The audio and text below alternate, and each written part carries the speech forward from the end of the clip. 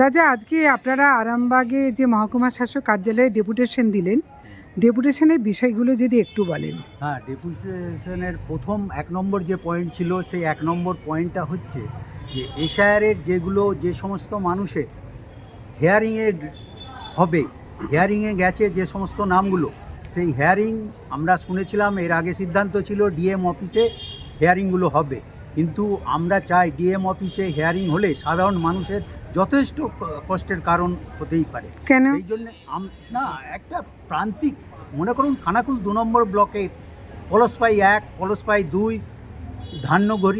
ধান্যঘড়ি, জগৎপুর, মারখানা এই সমস্ত অঞ্চল থেকে ব্লক অফিসে আসতে যেখানে কষ্ট হয়, সেখানে ডিএম অফিসে যাওয়াটা অত্যন্ত দুষ্কর বলে মনে করি।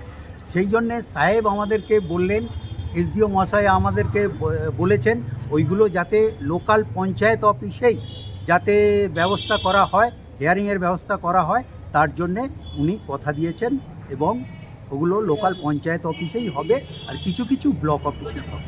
আপনাদের কি মনে হয় যে কতটা মানে এই যে এতদিন ধরে এসআইয়ের যে প্রক্রিয়াটা চললো প্রায় 2 মাস, কতটা আপনার মনে হয় যে কাজ এগিয়েছে বা ত্রুটিমুক্ত হয়েছে বলে মনে হচ্ছে? না, ত্রুটিমুক্ত পুরোপুরি হয়েছে বলে মনে হয় না।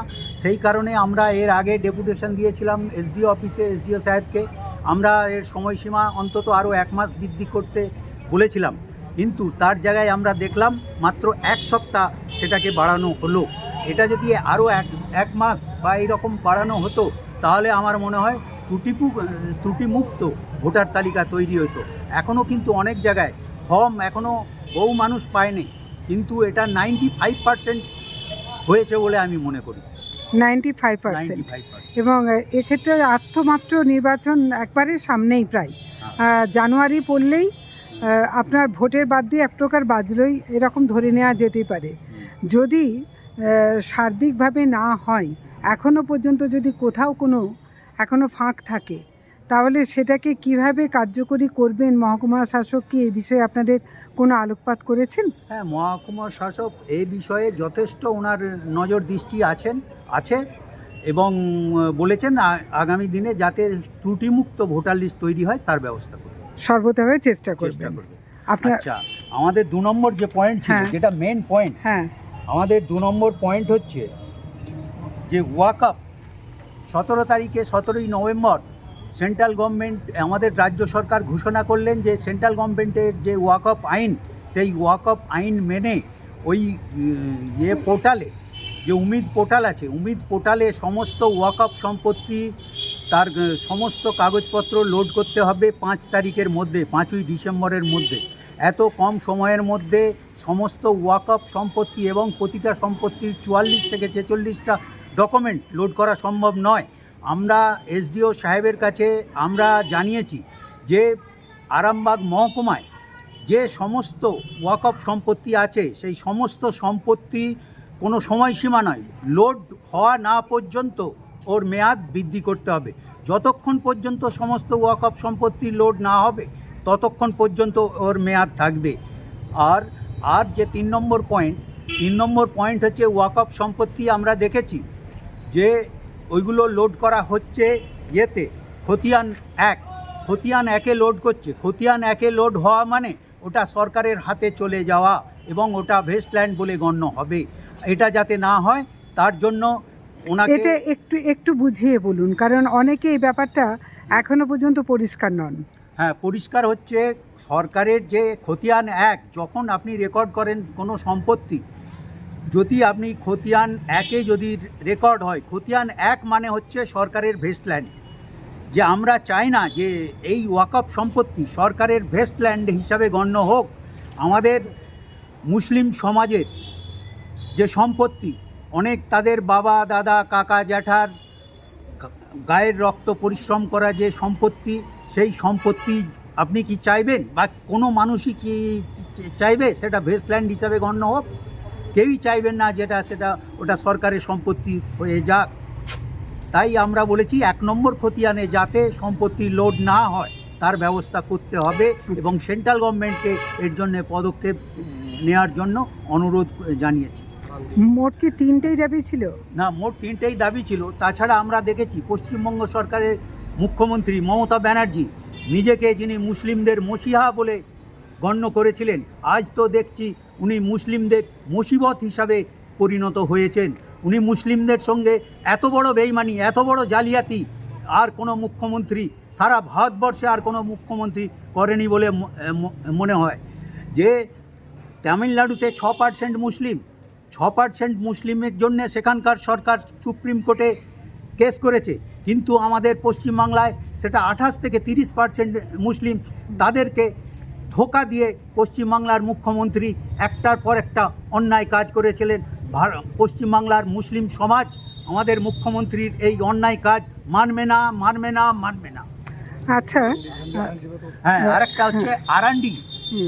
আমাদের 20 নম্বর রুটে মায়াপুর থেকে গড়ের ঘাট যাওয়ার রুটে আরান্ডি 1 নম্বর পঞ্চায়েত এলাকায় যে ব্রিজটা ভেঙে পড়ে আছে, সেই ব্রিজটা আজ 6 মাস হয়ে গেল। এর আগে আমরা ডেপুটেশন দিয়েছিলাম, সেই ব্রিজের কথা উল্লেখ করেছিলাম।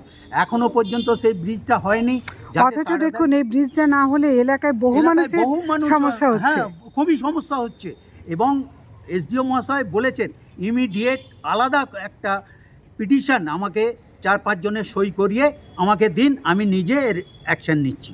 উনি বলেছেন। তার মানে আপনারা আজকে যে ডেপুটেশন দিতে এলেন, এসে আপনারা মানে কতটা আশ্বাস পেলেন আপনাদের প্রত্যেকটা দাবিতে? আজকের ডেপুটেশনটা অত্যন্ত পজিটিভ এবং আশাব্যঞ্জক বলেই আমরা মনে করি।